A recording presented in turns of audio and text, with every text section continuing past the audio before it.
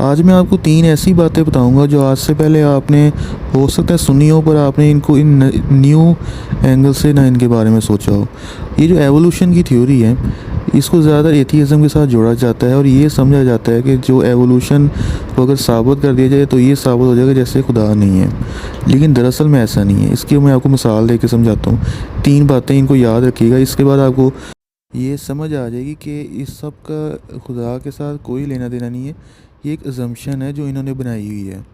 पहला पॉइंट ये है कि इनका मानना है कि डीएनए की म्यूटेशन रैंडम है लेकिन सिलेक्शन नॉन रैंडम है।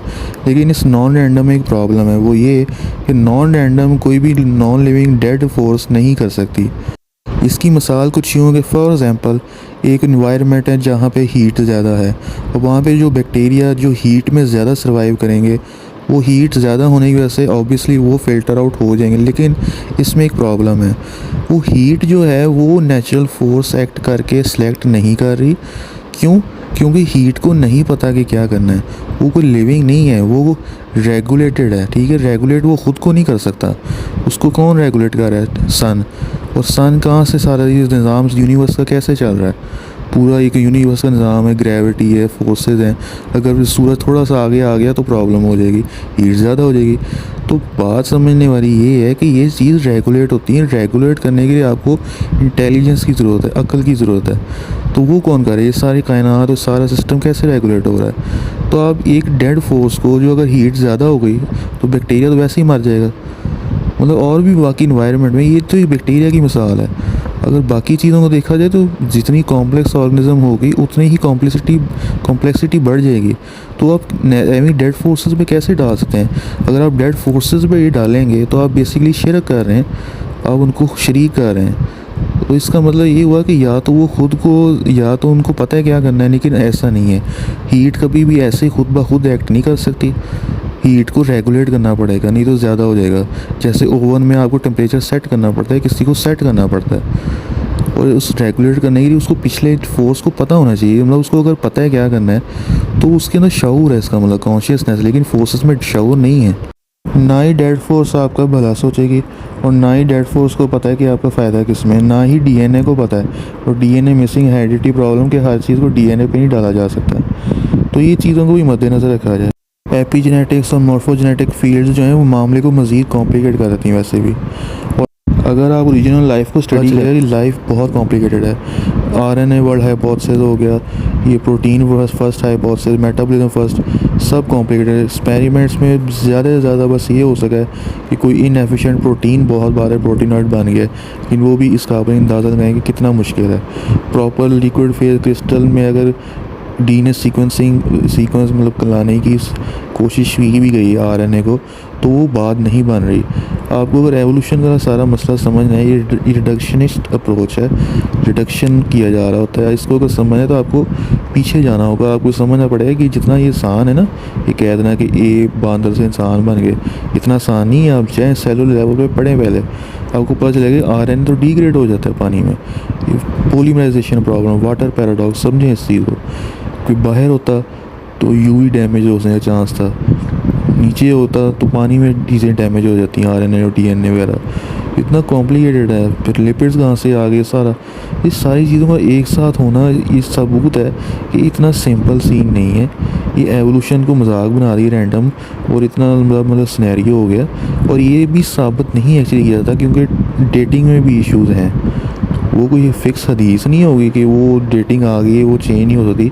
कई भी बार मेथड बदलता है तो पता चलता है कि ये तो डेट ही बदल गई, 1 मिलियन ईयर का गैप भी पड़ जाता है। तो वो भी कोई ज़रूरी नहीं है। फॉसिल रिकॉर्ड्स भी सिर्फ ये बता रहे होते हैं बेसिकली कि भाई ये इतना पुराना है, वो उतना पुराना है। इसकी मिसाल ऐसे कि अगर आज कोई बिल्ली मर जाए और बाद में कोई 100-200 साल बाद इंसान मर जाए, उठे और उसकी डेटिंग कर दे, तो वो कहे जी बिल्ली पहले मरी, कुत्ता इंसान बाद में मरा, तो इसका मतलब बिल्ली से इंसान बन जाएगा। भाई ऐसे थोड़ी होता है। ये बस कहना चाहती जी, ये देखें खोपड़ियों के साइज़ बढ़ रहे हैं तो देखें जी ये एवोल्यूशन हो रही। भाई क्या मतलब? देखें नियंथर्टल की खोपड़ी बड़ी थी, इंसान की छोटी थी। अब ये क्या कहोगे? ऊपर जाके नीचे आ गई है, बड़ी हो गई, छोटी हो गई। ये अब कोई इन्होंने खुद मान लिया हुआ है कि कोई पैटर्न नहीं है। क्या मतलब पैटर्न नहीं है? इन्होंने बस बायस्ड लोग हैं, इन्होंने मानना नहीं है बात को। बाईपेडलिज्म और ये ओरिजिन ऑफ लाइफ के मुतालिक मैं अलहदा वीडियो में बताऊंगा। अभी आपको दूसरा पॉइंट बताता हूँ जो बड़ा लेवल का पॉइंट है, और वो ये है कि एक्चुअली जो म्यूटेशंस होती हैं यूजुअली हार्मफुल होती हैं। मैं इसका मतलब समझाता हूँ। ये नहीं है कि कोई बेनिफिट मिल गया जैसे एंटीबॉडी रेजिस्टेंस, तो वो एक्चुअली एवोल्यूशन में काउंट नहीं हो सकता, क्योंकि बड़ा absurd लॉजिक है कि उस वक्त एंटीबॉडीज थोड़ी थी यार ओरिजिनल लाइफ में। अब ये तो मतलब बोंगी लॉजिक में आ जाएगा, या नाइलोनेज और ये वो, या वो पेस्टिसाइड की रेजिस्टेंस, ये absurd है, उसका कोई लेना देना भी नहीं है। मैं आपको जो बताना चाह रहा हूँ ये है कि कोई फीचर नहीं ऐड हो रहा, मतलब कोई चीज़ का बढ़ना या कम होना, ऑलरेडी एग्जिस्टिंग एंजाइम या कोई फ्लक्स पंप की चीज़ या कोई डिफेंस मैकेनिज़्म को आप इस सब में काउंट नहीं कर सकते। फीचर्स और चीज़ें जैसे जो फ्रूट फ्लाई है उस पर बड़े तजर्बे हुए, लेकिन हर दफ़ा नाकामी होती है। ज़्यादा से ज़्यादा बस ये होता है कि टांग इधर की उधर हो गई है, तो भाईजान टांग इधर की उधर, नया फीचर नहीं ऐड हो रहा होता। आप कोई भी केमिकल लिखें ज़्यादातर म्यूटाजेनिक कार्सिनोजेनिक होते हैं, इसका जवाब यूजुअली कोई दे नहीं पाता होता, क्योंकि ये सबको पता है कि ये हकीकत है। डीएनए डैमेज हो रहा है, उल्टा प्री एग्जिस्टिंग इन्फॉर्मेशन डैमेज हो जाती है। तो एवोल्यूशन को आप किधर रैंडम म्यूटेशंस में डालते हैं। और अगर कोई ऐसी चीज़ फ़र्ज़ करें निकल भी आती है, तो भाई इतने डेंजरस केमिकल्स होते हैं। फ़र्ज़ कर लें कोई चीज़ निकल आई है जिससे ऐसे फ़ायदा हो गया, तो भाईजान इतने डेंजरस केमिकल्स हैं, तो वो तो डीएनए सारा कहानी ख़त्म हो जाए। तो ये बड़ी absurd किस्म की बातें हैं। इसकी कोई भी बोंगी लॉजिक पेश कर भी दें ना, तो ये आप ज़हन में रखें, आप खुद इस चीज़ को एनालाइज़ करें, इनके ऊपर चलने की भी ज़रूरत नहीं है। और तीसरा पॉइंट ये है, तीसरा पॉइंट ना बड़ा ज़बरदस्त लेवल का है। वो तीसरा पॉइंट ये है कि जब भी ये कोई तजर्बा करते हैं ना, तो इंसान कर रहा होता है लैब में, जैसे मिलर और एक्सपेरिमेंट, सिडनी फॉक्स एक्सपेरिमेंट। अब वो तजर्बे लैब में इंसान कर रहे हैं, लेकिन ये लोग क्या कह रहे हैं जी हकीकत में क्या हुआ होगा कि सेल्फ रेप्लिकेटिंग मॉलिक्यूल, ऐसी बिजली कड़की, हाइड्रोथर्मल वेंट। वही, अब आप मुझे खुद बताओ कि लैब में एक बंदा जिसके पास दिमाग है वो नहीं कुछ कर पा रहा। कुरान में वाज़ेह चैलेंज है कि एक मक्खी मतलब बना के दिखा दो। जब लैब में एक इंसान दिमाग के साथ नहीं कर पा रहा, तो ज़मीन पे बग़ैर किसी दिमाग के, बग़ैर अकल के, कॉन्शियसनेस के कैसे ये सारा कुछ वजूद में आ गया। I repeat, assumptions are not conclusions।